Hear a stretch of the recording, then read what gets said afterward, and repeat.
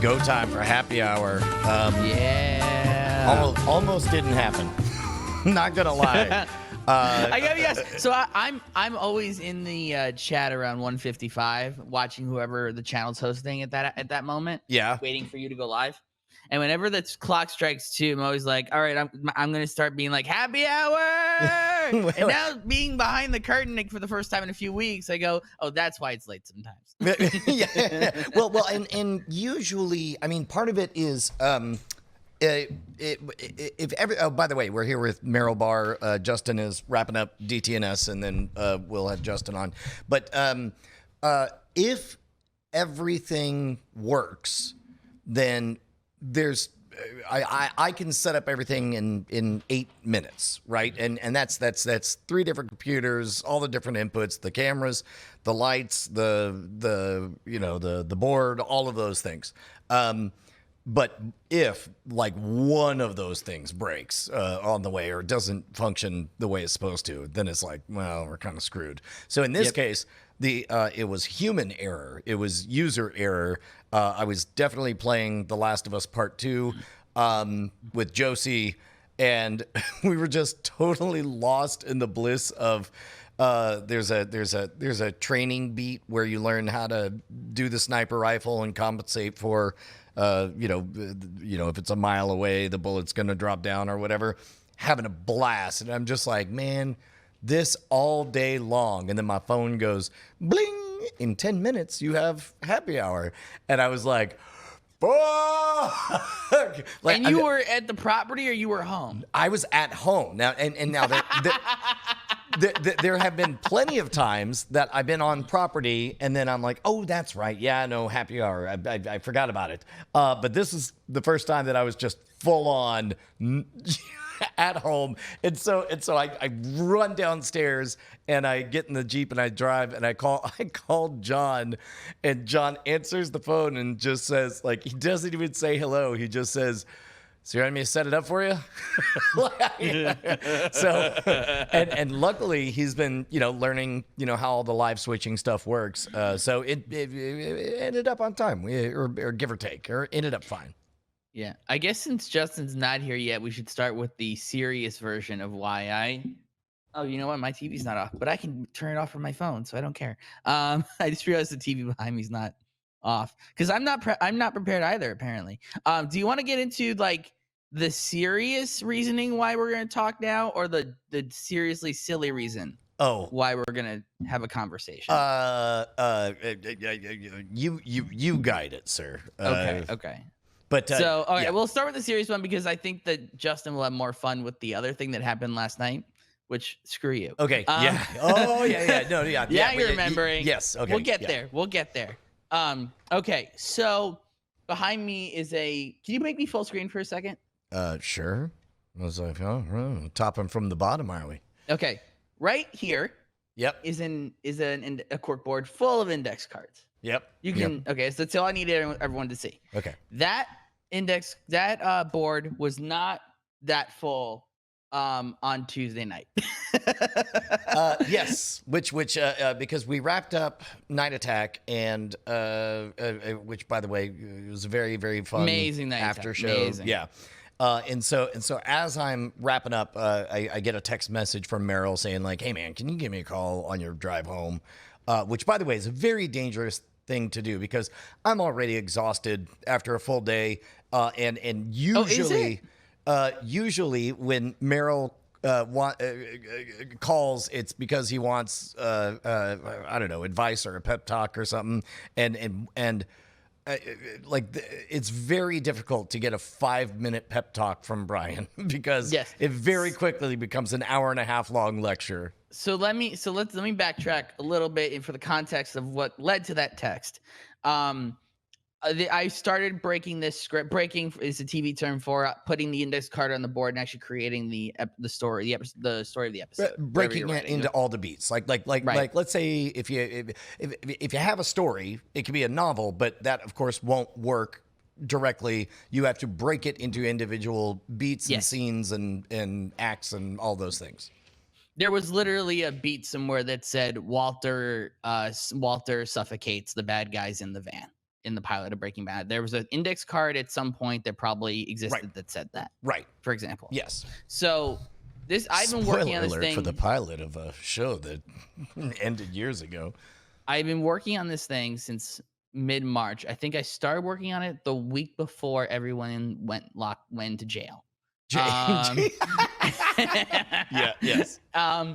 and it's been a real struggle, this one. And I for the longest time just couldn't figure out why. And it was just it's never taken me that. For those who don't know, you've written a lot of pilots, and I think this is gonna be 20. I could look it up. I don't want to. This is gonna be like 25, 26. and well, in 10 years. And to explain to the audience, in Hollywood, you write a lot of pilots on spec, which means just speculation, speculative. You're not getting paid. Yeah, that's basically exactly. Writing It means you're rolling them dice, and if you're very lucky, you go somewhere. Yeah, and on the pro side, it's less pilots that are that and more feature scripts. But that's beside the point, right? If you're a writer, you write. That's sure. The deal. You got to write new. The general rule of wisdom is like one new thing every year minimum. That's what you got to do. While you're trying to break in. So this is my new thing, and it's kind of it's a espionage spy thing. I don't have to go into details, but it's just it should be something. I've written a kind of thing of it before. I shouldn't have a hard time doing it, but it's been the honest to God most pain in the ass writing process trying to get it boarded to the point where at the top of July and up until Tuesday, only half of the board was filled, which is really a slow rate. Right. That's something like maybe 30 cards in a long ass time.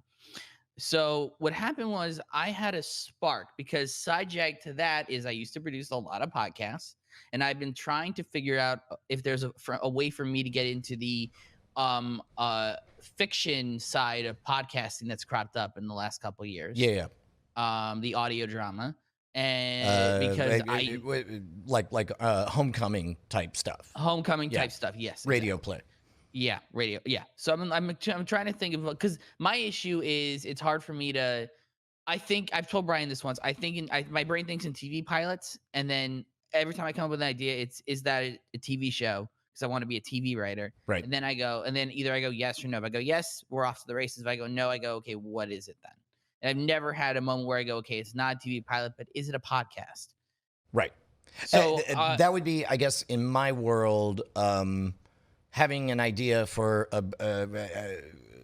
you know what? I guess like we're in the middle of taking a lot of the DNA of the original Scam School and trying to launch the Monorogue TikTok channel, which primarily right now consists of some fan stuff of like here's cool behind the scenes or whatever, but primarily it's like okay, Scam School was always between 5 and 15 minutes of bar scam at the street or whatever, and it's like, but TikTok, like you have a hard out at 60 seconds, right? So it's like, how can we completely re-envision that same DNA in a completely different format? If TikTok hadn't reached out to me to say, hey, you want to join this program, learn on TikTok, I don't know that I ever would think to say, you know what I should do is take everything I've ever done and redo it in 1 minute format and strip out everything that's not just the meat. And so likewise, I would imagine that was a transformative moment to try to, to make that leap from TV brain to podcast brain. Right, and it's because when you go to Podcast Brain, you're pulling out all the fun visual flourishes, all of the the looks, all the glances. You have to completely change how the story presents. And so what happened was, one of the biggest tropes in spy stuff is the idea of unlimited range communication. Usually it's some kind of earpiece or something, no matter where someone is, right, anywhere in the world. They're in a glamorous party and they're casually whispering to whoever's on, in a van on the other side of the planet. Right. And I realized through that conceit, oh my God, can I turn this into a audio drama? Could this be the thing? Is that why it's been such a pain in the ass to break? Because I've been breaking in the wrong format. So that was where and after having that moment, like, oh shit, maybe I've been looking at this all wrong. That's when I called Brian, because I wanted to see if Brian had a take on audio drama podcasts. Yes, but And then very it turned quickly into a very different conversation very fast. So You want to take it from here? Yeah, well, yeah. So what I heard was the conceit, and he's like, oh, I think this will work, or whatever. And then you and I spoke very briefly about, it'd be roughly kind of like, what was the like a paranormal activity thing? Like instead of a story told through security footage or It'd be a story told through like radio communication. yeah, comm chatter basically, right? Yeah. And I was like, yeah, there's definitely something there. And then there was one moment that you're like, yeah, well, it's just that, I'm working on this other thing, and this is something shiny, and I'm afraid.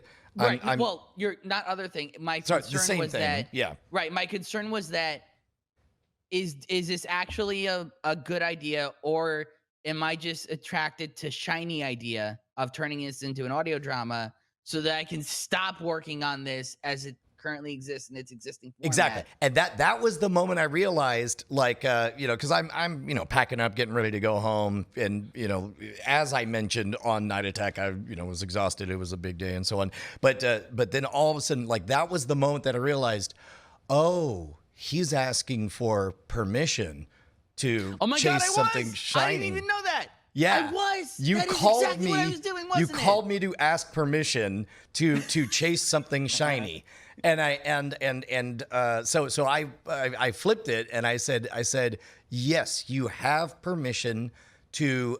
Here is how you have permission to chase something shiny is. Whatever you're doing right now, whatever the big TV version of this is, it sounds like, it's been vexing you, and there's a long way to go and all that.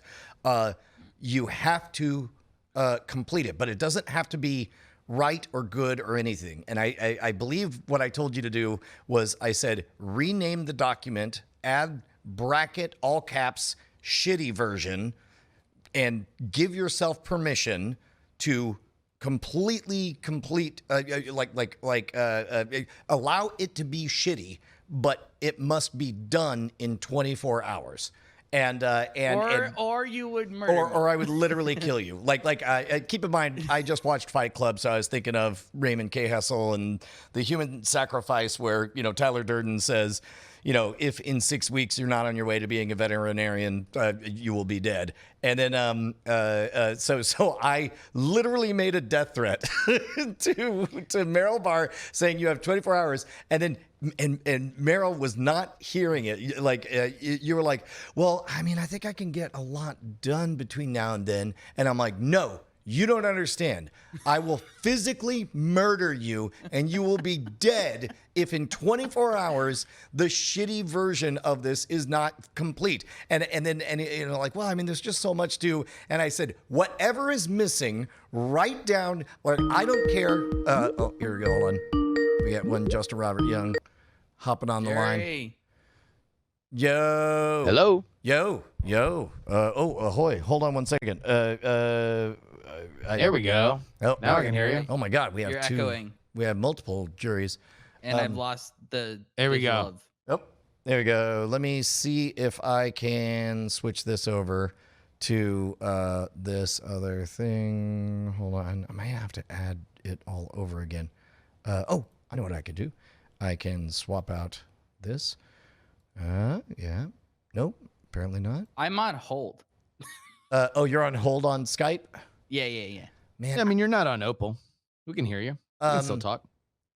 Yeah, here, I'll just put it on the 2-shot. Yeah, you're now invisible. Sorry, bad news. Yeah, but am I visible? Because I can't see anything You can't see us? on Skype. Yeah. I'm not seeing you. Yeah, I don't know. I mean, it's just us. Yeah, You know what we look like. yeah, open up Twitch and just watch us 3 seconds behind.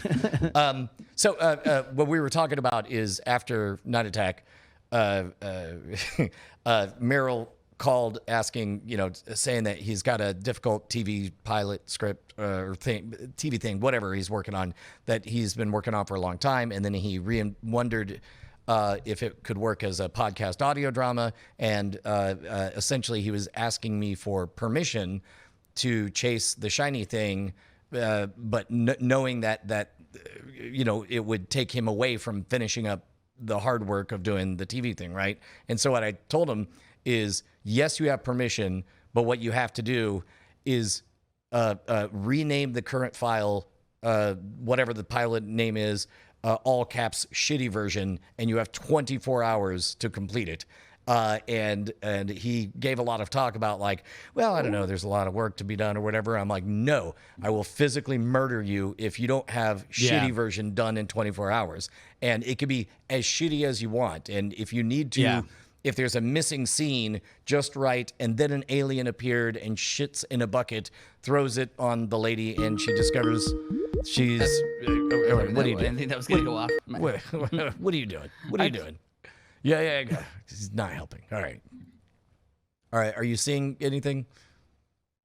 No, but everyone's echoing. Okay. Well, you did this to yourself. I'll get Screw it. Anyway, so basically I was like 24 hours later, whatever it is, it has to be done or I'm physically going to kill you. Gotcha. And then, man, how many hours later I get a text saying, God damn it, Brian, fuck you. So I don't know what happened in that intervening time. So the beginning of this is that my brain doesn't know how to do shitty. And what I mean by that is, See, we're very good at that. You're like, you gotta understand. You're talking to merchants of shit. I mean, we're shit gurus, man.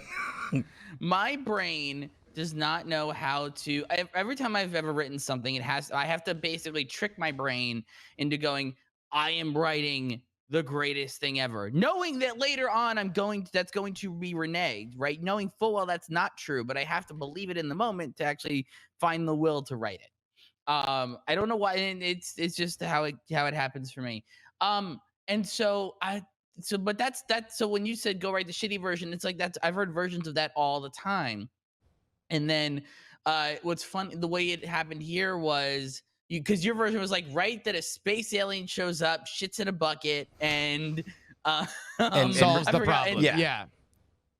And so my version of that was like, because I was like, I can't go that far out of the wheelhouse. I can't do that. But I was like, what if a suburban dad just shows up? And then I realized that literally the suburban dad who represents a certain part of the story that wasn't in the pilot yet was missing from the pilot. And so basically the alien shitting in the bucket turned out to fix the thing. Yeah. And then from there I just kept writing. The other thing I was doing was because I'm a much different writer than I was like 5 years ago when I was writing a lot more ground level stuff. I've been writing a lot of genre pieces the last 3 years. So I care a lot more about character now. And I realized that by caring so much about character, I forgot that I had to move the story, and I wasn't moving any. No moves were happening in the carts forever. And I kept thinking, because like trying to think of like what is their motivation, and I forgot like, oh right, when I used to do this all the time, like but when I was fueled by fire, which is another thing, and we'll get to that.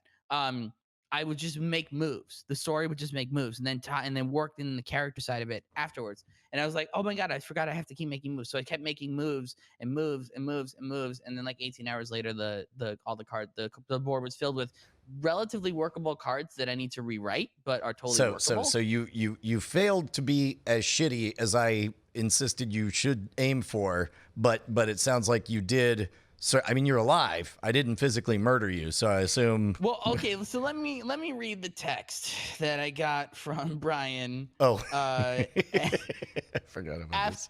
I believe that you still. Let me just check the time code on when you sent this. You sent this at 4:49 p.m. my time yesterday. You wrote, 6 hours. So you're gonna call me in 24 hours, which would have been 10 p.m. my time. Right. So it's 4:41. You wrote 6 hours. Please don't tell me I'm going to have to murder you. I said I'll be done by 8 your time, which would have been 2 hours Yeah. from that point. To which he writes, "We'll see." Brian cocks gun and looks over shoulder. Justin is there sharpening a machete.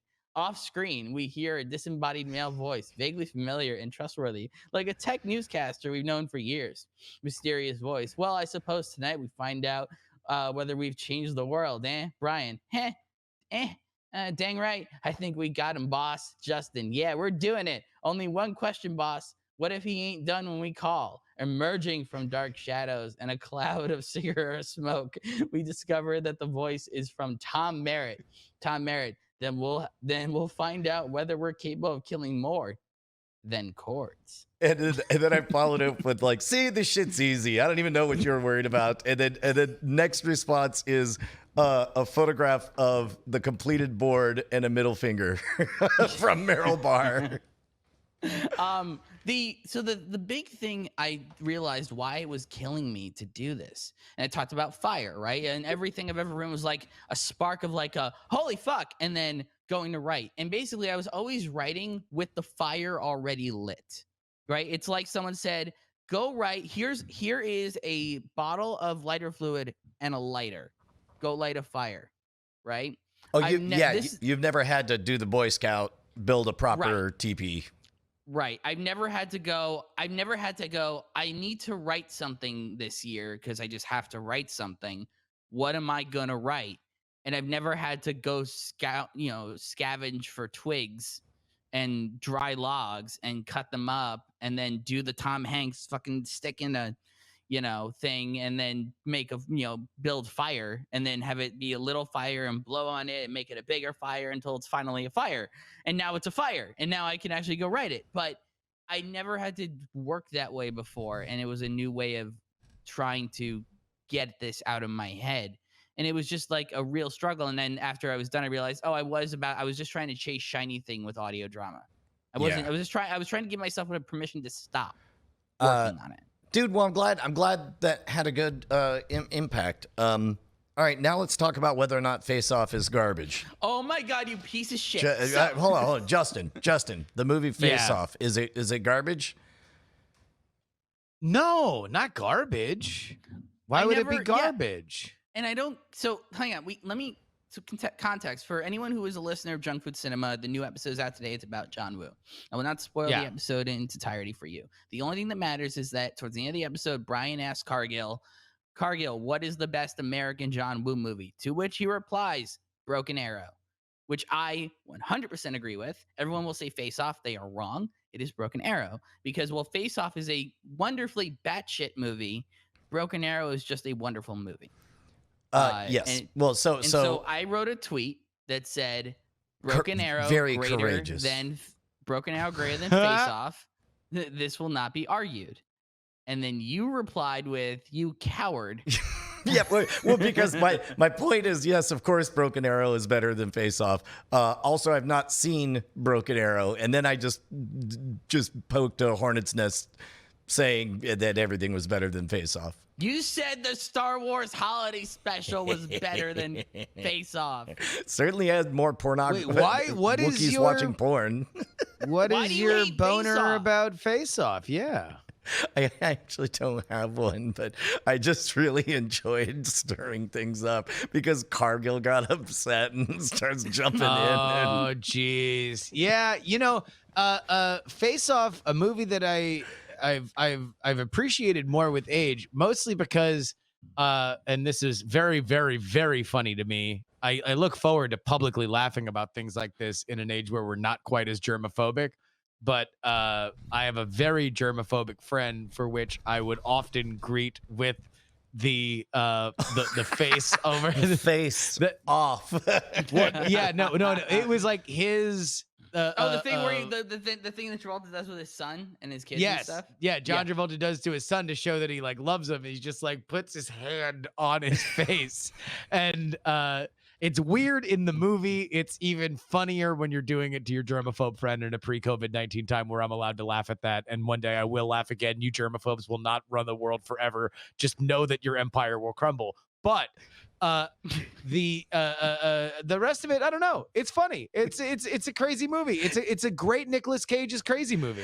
Yes, It is. you're I'm correct. not- And I am in actually, no they way do arguing. they do I am a in no way arguing that it is not a good movie, right? But there's a lot of really good American John Woo.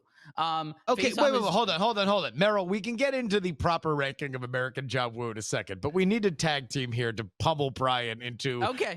unnecessarily slandering Face Off on the internet. no, Answer for yourself. whatever, man. Anything to get Meryl riled up. The case. Oh, this was literally just to That's wind not up hard Meryl. to Yeah, do. You don't yeah. have to No, slander that's- one of that's- the best '90s action yeah. movies to do it. Have you seen Meryl's Twitter? I assume that like all Meryl does is pace in his apartment and scream at anybody on the internet that's not wearing a mask. Like that I imagine is Meryl Some 24/7. version thereof, yeah. He is fucking he's keyed up right now. You don't need a lot to push him over the edge. I actually. Brian, you didn't have to build the fire. You already have the lighter fluid, just like the match. I actually really dug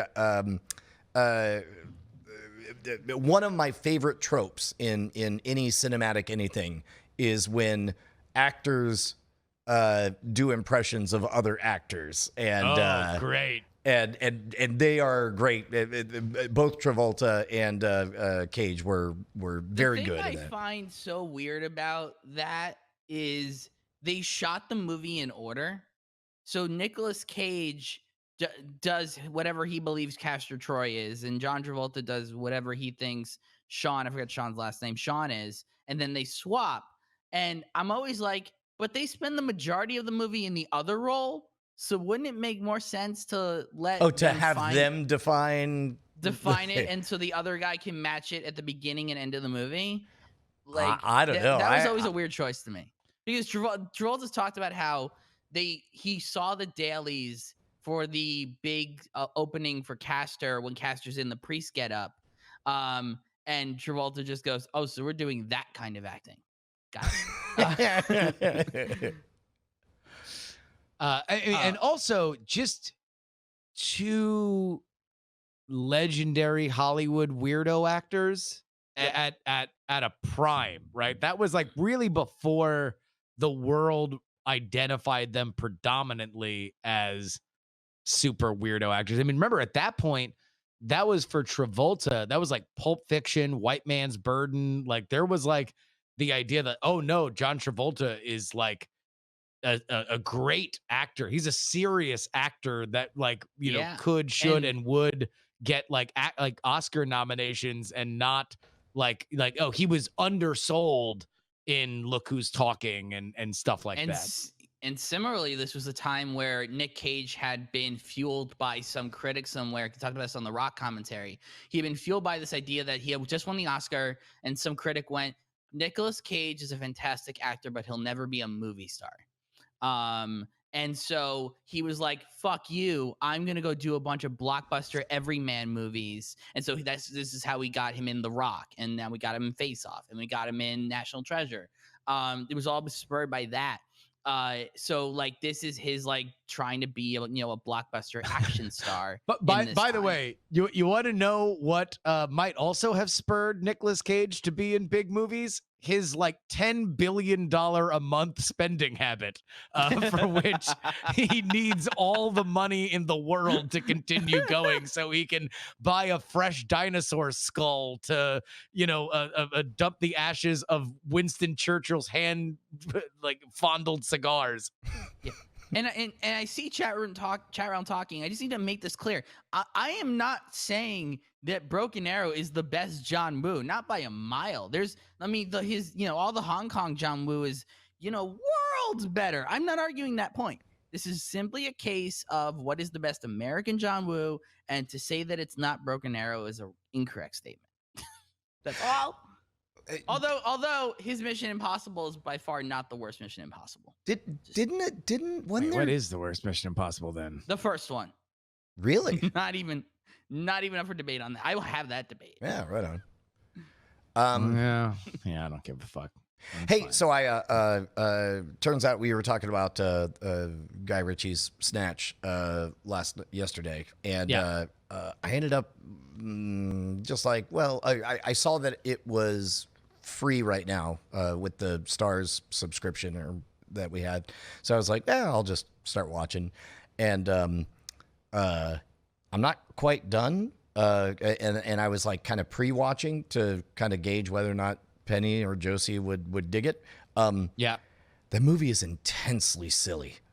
It is. Oh, yeah. Like I remember it being punk rock and gangster and you know, Pulp Fiction-y levels of but That's the it one with is Pitt, right? so silly. Yes. And also Yeah, like yeah. they go out of their way to never show anything really really threatening or bad. Like every killing is off screen. I think you literally never see a cop. There's no penalties for. I guess the most graphic moment is watching. What's his name? Is it Boris the Blade? Yeah, Boris the Blade get run into by a car. But it's like, it is cartoonishly silly, and I Oh, yeah. didn't. I can't believe I went 2 decades to really see it that way. I think that's a reason why people thought that Guy Ritchie was going to be a bigger mainstream director, because you watch Snatch and you're like, yeah, I mean, just fucking set it in New York where everybody doesn't have crazy ass accents, and this could do $300 million. Like you But is it the have same him movie be a without the caper crazy guy. accents? No, I think that it is not. And also he had his Madonna phase, and there was like Swept Away. There's like a lot of shit that happens to Guy Ritchie in between then and now. But even like the real rock and rolla wasn't as good. There was just like that moment in time was just like the peak of his powers, which is why I was so excited to see the new one, because he's like, fuck it. Well, let's just play I Want to Hold Your Hand again. And he does, and it's fucking great. Yep. Fun entertainment news that I'm surprised you guys didn't cover yesterday, but there's actually 2 of them now. Beavis and Butthead coming back for 2 seasons on Comedy Central with Mike Could Judge. barely give a fuck, but the new news that you're gonna say is way more. Clone Yeah. High coming back to MTV with Lord and Miller and Bill guy from Scrubs. Bill Lawrence. Wow. So their producers, who knows exactly how much they're going to have. I mean, like Clone High was brilliant because Lord and Miller wrote everything. They'll have a good amount of say. They're producers because now they're all high profile, busy people. Yes. It's not. Yeah, They're not producers because the studio doesn't want them there. No. But I mean, from what I read, one of the old writers is going to effectively be the showrunner, and obviously it's like that was Lord and Miller's. You know, that was like their the one Violent Femmes record where you're like, what the fuck? Like, who are these people? Like, it is like this just amazing. And Lord and Miller went on to be fucking hilarious and awesome in so many different things. I have never watched an episode of Clone High. Never seen it. Check it out. Man, that is that's such a Meryl Barr thing to do, is not be able to wait for Justin to tell his sentence and then interrupt him to say, I know nothing about this and have never seen it. Like that was the important point that he needed to cut you off to say, Justin. That's fine. I didn't mean to cut him off. Here's all I'll say. Rick and Morty is getting a lot of fucking people paid.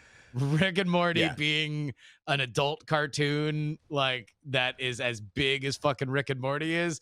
A lot of people getting paid. A lot of fucking like, hey, let's bring this back. Now, here's the interesting part. Brian, do you know why Clone High was canceled after 1 season and never got a DVD? I assume because it was too weird and out there, or probably would have gotten another season and almost certainly would have gotten a DVD if it were just weird and canceled, because Brilliant but Canceled was still like was a thing even then.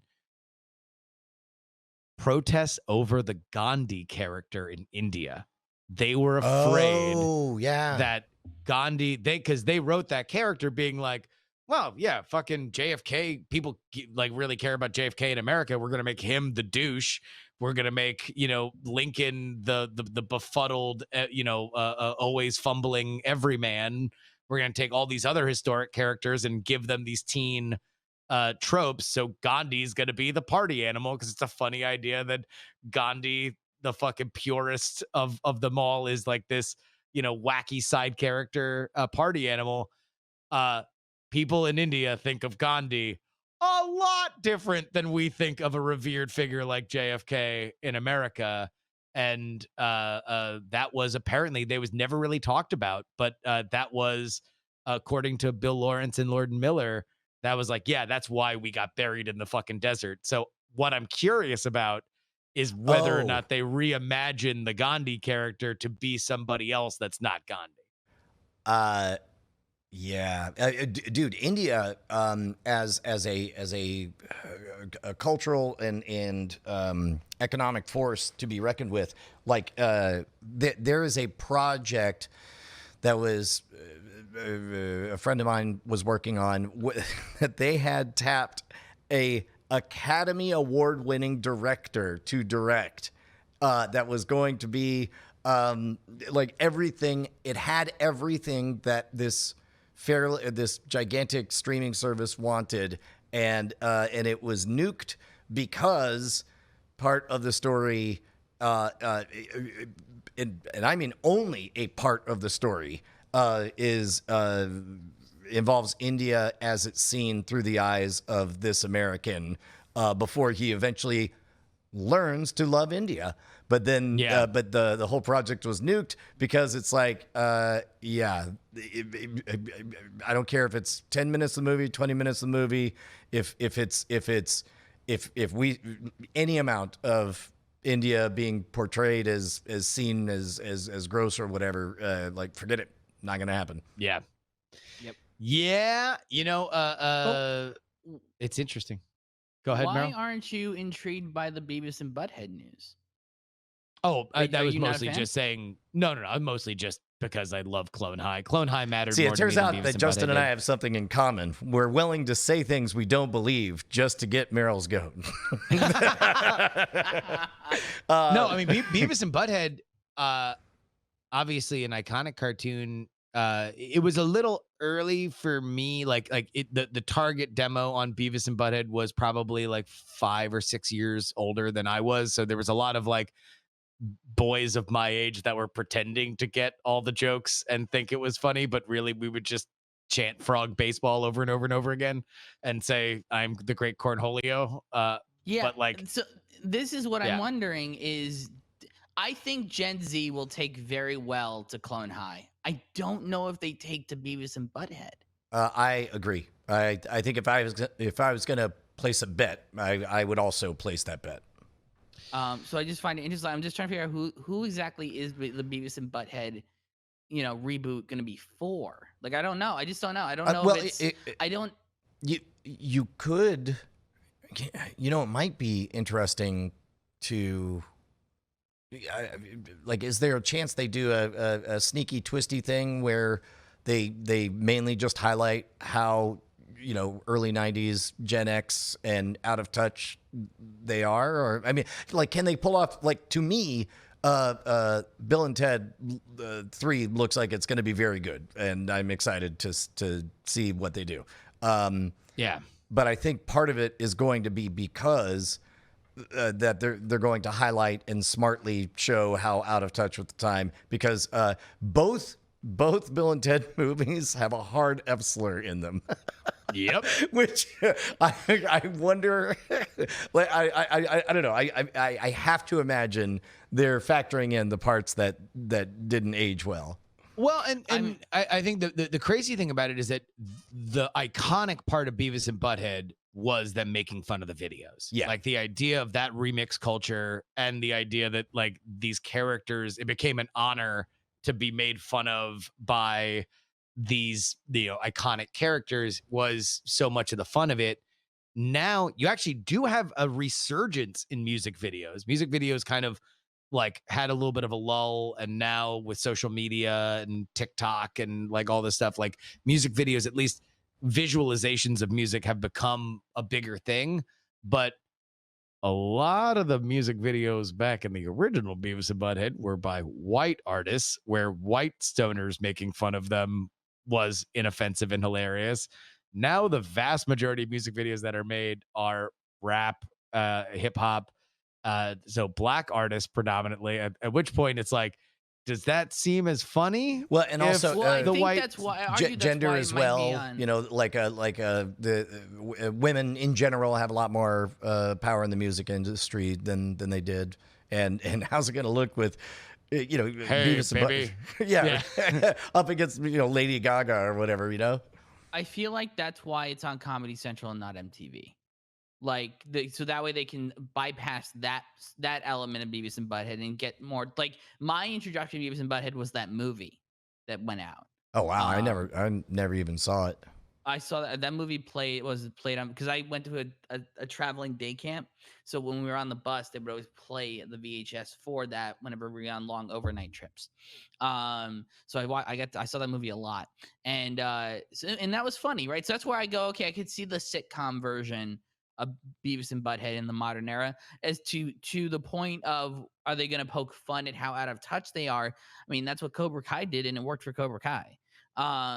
So. But also Cobra Kai made the hard left turn of taking the literal villain and making him the hero and creating this complicated how do I feel about Johnny now moment in everyone. And that's the only way I could see Beavis and Butthead working is somebody in the chat was saying, like, you know, them as old fat losers, which, by the way, if you haven't seen it, Big Time Adolescence, you should watch it. It's a similar thing that they play with.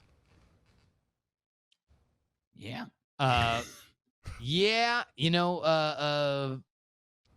I don't know. But the other side of it is that even with Clone High, you know, where are we at on the pet cemetery of the burying all of our old dead favorites and having them reanimate? Is part of you more afraid of them bringing it back than excited? Part of me knows for sure I will almost certainly not watch it unless people I know rave about it. Like, I will almost certainly not watch it unless there's critical praise for it, because I will be afraid that I will just not be a fan of what they do. with Right. it. Yeah. You're like, I want to remember it for what it was, not whatever this shambling. Oh, by the way, corpse someone is. said revive Daria. There's a Daria spinoff as part of this news That's as well. happening. Yeah. What do you guys think about the Clerks cartoon? Would you want that back? Dan Harmon and Kevin Smith are in a very unique category in that I can never ever get enough of them talking about the process or making jokes off the cuff and all, or any of all that stuff. And yet both of their works are very hit and miss for me. So I never really got into the Clerks universe. I only watched the first one when it was an indie and had the buzz and all that stuff. Wait, you never saw the cartoon? Nope. Well, Yeah. was it particularly good? It has a Cartoon's cult kind of following. It's kind of like the prototype of a lot of like the adult, and like Simpsons was around at that time, but I think this is like right after Futurama, so like right when the adult animated show was taking off. And they actually did it was a really good show. It just got screwed by a lot of politics, like network politics and how it aired. And they were doing a lot of things that like there's a lot of, like, serialization things today that'd be viewed as like, holy fuck. But back then it was like, what are you doing? It's like, no, you make an episode, you get in, you get out. We got to syndicate this thing. The second animated season of Trailer Park Boys just dropped, which I haven't. I had forgotten that I needed to watch. I really enjoyed the first animated season. Yeah. I would say, I don't know, the Clerks. There are some people that fucking swear by it, that love it. Yeah. I don't know if I'm particularly one of them. Although I was far more of a View Askewniverse guy than it sounds like you were. What's but yeah, your it was preferred it was view aight. askew? The best View Askew movie. Yeah, because I go Dogma. Dogma, I thought, was quite good. Yeah, I don't know. I mean, it has the best cast. But also like like just messing with religion at that level in a major movie. Like I am Yeah, I was blown away that that ever existed. Yeah, less of a fan of Dogma. Mallrats, I would say Mallrats. Mallrats I was give my you favorite. Mallrats. I think it's probably the most complete of his works. Clerks is its own thing because it's like, you know, was it artful the first time somebody brought fire to the village? Probably not. I'm sure a million people did it a lot better, but his was, I mean, Clerks was iconic in that it's like, whoa, why is this watchable and hilarious and unlike anything I've ever seen? Yeah, and it's Um, like these people are talking not like actors; they're talking the way I talk. Like Well, yeah, I've it's never like- seen this. It's like, oh, it's a fucking Woody Allen movie, but about movies I've seen instead of books I haven't read. Like that's awesome. I'm very excited that this exists. And like, they're poor and they don't live in gigantic, fancy New York fucking like apartments. There was a reality to it that was so fucking rad. Yeah. But I would say in terms of a complete movie, Mallrats. In another era, I might have seen Chasing Amy, but I don't know. Like Chasing Amy, I respect Chasing Amy. I like Chasing Amy, but I won't stump for Chasing Amy. all I know is this: that movie has a very specific plot about homosexuality. It was a bold step for him to do it when he did it, and at this point, I don't know if the earnestness like takes it into fully canceled. What the fuck is this movie? Or you were bold for trying, and in fact, it's now it's woke because it's more into like a gender fluid or a sexual fluid kind of thing. I'd have Like to. it's Yeah. all over, and I mean, that might be the sign that it might be his most culturally impactful work. Like that might be his most thoughtful work. But then again, when it's overlaid with Kevin Smith dialogue, it's hard to be like, oh, look at this woke movie. That's I don't know if you saw Jay and Silent Bob reboot, but there's a 10-minute scene where Jay and Bob run into Holden and what's her name? Shit. I forgot. Sandra Day O'Connor. They run into them in a panel at their fake Comic-Con, and Yeah. Kevin keeps calling it like the sequel to Chasing Amy everyone always said they wanted, and it's like, no, it's not really that, but it's like it really is there's a moment in it where they go, man, we really should have done that with a female perspective. So he kind of pokes fun at it himself in that moment. So he makes it clear, I'm aware, guys. I'm aware of of who I am, the time we made it, like, and so by doing that, he kind of ends up negating any sort of wokeness argument or for or against. He's like, no, yeah. know. I mean, I the thing is that I don't Alyssa, know. thank you, Woke General. woke would always would be a wrong way to say it. I think it alternately could be looked at as like, brave's the wrong word, but like that he wanted to explore these issues in a public setting when even mentioning that was like, you know, something where it was not to be done, or certainly wasn't to be done by these kind of like that frat bro sort of humor, and yet he was kind of wrestling with his like Catholic feelings about it.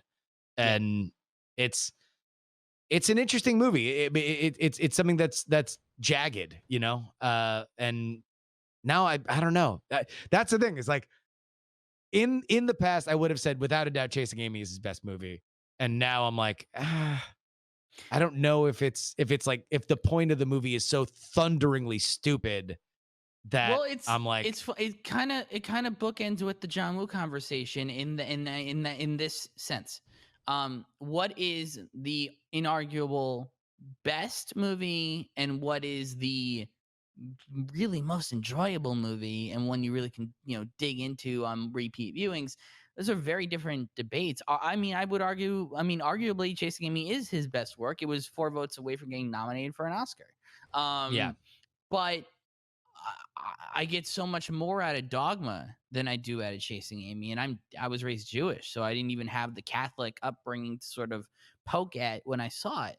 But there was just something about how earnest that movie felt, and how adventure driven it was, and how it wasn't just stoner comedy. It was also kind of an adventure movie. There's a lot to really dig into there more, I feel, than in Chasing Amy, which is, well, arguably a better movie, is not as, for me, gripping a movie, which is not the movie's fault by any stretch. Yeah, in the chat, folks are asking what we thought of Red State. I loved Red State. I thought it was great. I thought it was. Oh, you didn't like it? No, like, you know what? I have a weird relationship with that horror turn he took for a minute there. And Red State was like the first, because you know what it is, and I realized it about a year ago. There's 3 Kevin Smiths. When Cargill did his big epic rant on Night Attack, when he told his story, he said there were 2. That was before the post Heart Attack Kevin Smith came out. Now we have 3. There was Geek Kevin Smith, then there was Mean Kevin Smith, and then now there's Happy Kevin Smith. And the thing about Red State is it was the first movie of the Mean Kevin Smith era, when he was just bitter about everything because he was so bitter about Cop Out, and the rest of his career. And so it's and I get it's this expulsion of his anger, which I totally understand and I appreciate. But as a watchable movie, I don't get into it. It's a bummer for me because I was really excited about it and I saw it and I was like, this just it just feels a little too broad stroke. There's not enough. Man, no. See, to me, it's a very fine magic trick because it starts off looking and feeling just enough like every other Kevin Smith movie before it that it seduces you to be like, oh, okay, so it's going to be like this, and then it's like, no, it's not. And you're like, okay, what are you doing? You're messing around like you're really dark, and it's like, no, it's just gonna get darker from here. Plus, also, National Treasure, John Goodman is amazing and brings gravitas to. I liked it a lot. It was a very good magic trick. That like there comes that moment that I'm like, oh fuck, this is not going to turn out to be a joke. We're not going to get back to anything I know from Kevin Smith. It's unironic, and I don't know. I dug it a lot. I dug Red State. It's not my favorite. I think I prefer him as a comedy director to a drama director, but I thought it was good. I thought it was good for him to stretch his legs. I was happy as a fan of his that he went in that direction, because really it wasn't Cop Out that broke him. It was Zack and Miri that broke him. Oh, that was the one where he felt like it's the best 2 podcast episodes. Yes, that's exactly what those Smodcasts. The first one where they are like fucking like him and Scott Mosier are like, well, 2 tickets to fucking the moon. That's where we're headed. Anyway, boys, we'll talk to you on the trip to the moon. And success has finally come. Not only that, but they're already building plans. They're like, oh my God, this thing's going to be amazing. It's going to be a smash. We're going to be even bigger than we ever were. In fact, we should do a podcast that people could go and watch the movie for a second time in the theater and listen to our director's commentary. Oh my God. Yeah, we're going to do that. And high five it. And then it's like 3 months later. Yeah. And just like, well, here's my hang on. I wanna go out on this question. Let me ask you guys a question. Obviously, the movie bombed, right? It bombed, and that was the huge like 180 from where their expectations were. But I wonder what would have been a good number, like, because I argue based on the way how high the expectations were, if they had come in at he tells that $20 story. million opening. He tells that story. Okay, so you're saying in the alternate universe where in the alternate universe what would have been okay, well, but it doesn't. Ultimately, his anger was exactly what you just said, the fact that it wasn't Judd Apatow. And I think what really came to the surface for him was that he did have a deep resentment for the fact that he felt like he created a genre that had been perfected by somebody else. And I think he couldn't even get back into the club that he fucking built. And so it was like, now it's like, well, fuck you. I'm going to take all the talent that you fucking made famous making my movie over and over and over again. I'm going to do my version of my movie, but now I guess we'll do it shooting in this kind of way, with this kind of framing and this kind of lighting, and it won't look like a Kevin Smith movie. It'll look like a Judd Apatow movie, and I'll let people improvise more, because I guess that's what you fuckers love to do now. and it didn't work. It didn't fit. It wasn't a Kevin Smith movie, and it wasn't a Judd Apatow movie, and it wound up being kind of flat. And I think that ultimately, whether or not it made slightly more money or was thought of as not a bomb, I think that reckoning, that reckoning was always coming. Yeah, and that's what I'm saying is there was never going to be a happy amount of money. There was never going to be a, like, if it had opened to 20, 25 million, he still would have been pissed. Yes, because it wouldn't have been Knocked Up, and it wouldn't have been all these other, Judd Apatow flicks. Yeah. Man. Or even the Subsidiaries, because it's like, at that point, it was like fucking what's the one that David Wayne directed, with the Big Brothers Big Sisters, Paul Rudd, Sean William Scott. Anyway. Role Models? Role Models. It's like you had all these kind of like models. Yeah, and that's the thing, is like it was franchisable, and that I think was the betrayal for Kevin Smith. It's like, well, fuck, I can't even make the derivative Judd Apatow movie that he feels like he started. Man, guys, that's it. We did it. We hit that hour.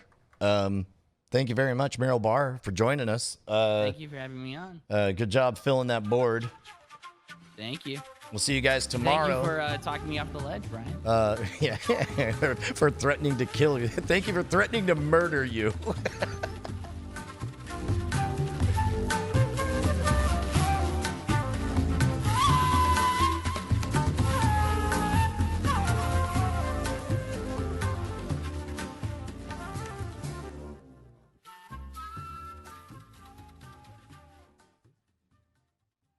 We out?